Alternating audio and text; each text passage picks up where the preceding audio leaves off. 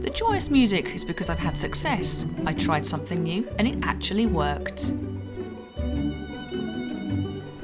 Well, welcome to Swire Head. Well, it will be Swire Head when I eventually get there. Today I have two beasts with me.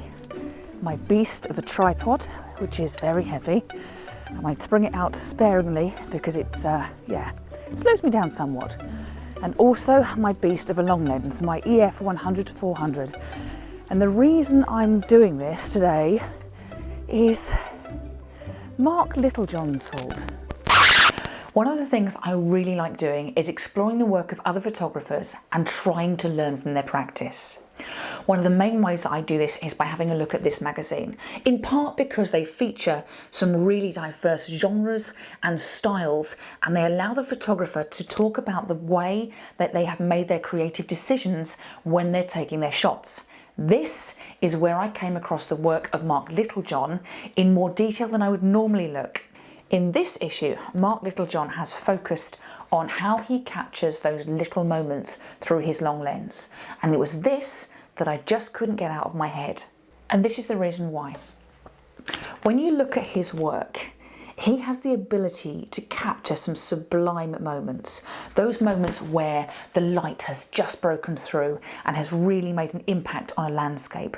Those moments that are really special, that are fleeting and will pass, probably never to be captured again. And that freedom is really enticing.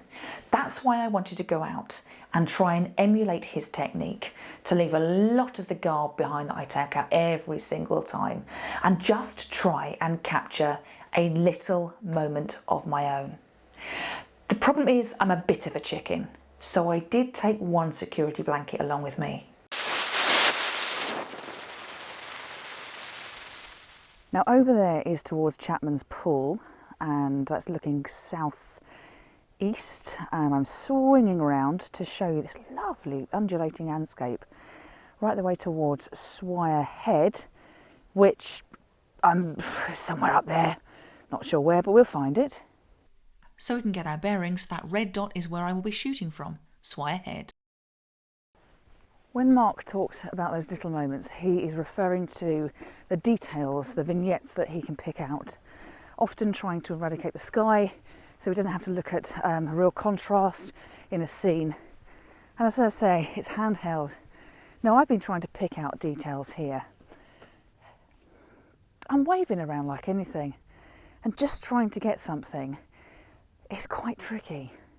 So I've had a look at his article, and he's talked about putting a lot of things on auto, so for example autofocus, so that you're not having to scrabble with doing two things at once.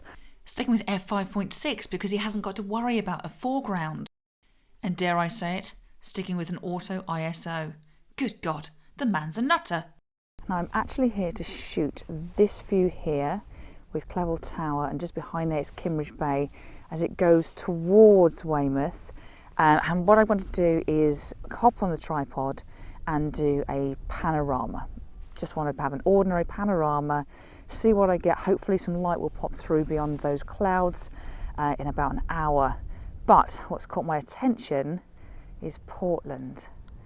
Now, I've done some handhelds, I've done some tripod ones, but I don't know if you can see that, but at the moment through the clouds are streaking some lovely fingers of light, just beautiful.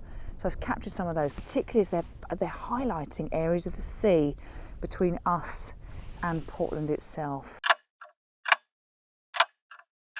Okay, I don't think I've got what I came to get, and that was the view right the way down here, where I would get Kimmeridge in, I get Weymouth, and right off into the distance. And I was going to get it sort of side lit. I came too late, thinking that perhaps the low lighting of sunset might make it work. I don't think it's going to. I'm going to keep on shooting when that sun pops down from behind that cloud. But what I did get, and I wasn't expecting, was some fantastic crepuscular rays coming down and highlighting not only Portland, but at times some of that beautiful water in front. I think I might have a couple that are quite special. But whatever happens, I think I'm just going to have to come back here tomorrow and reshoot a bit earlier on in the day.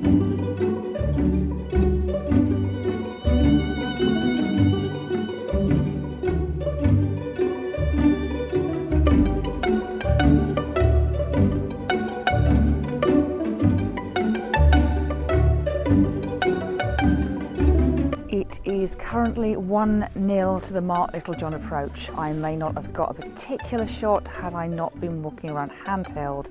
This is where the light is pecking down in front of Portland over there. And I keep looking around and it's getting better, so I'm going to keep this short. 1-0 Mark Littlejohn's technique, but I have gone back to the Louise Wellcome technique and jumped on a tripod, partly because I'm really nervous that I may have missed it. Now, I mentioned earlier that I was waving around like a loom with my 100 to 400 lens, aka the Beast.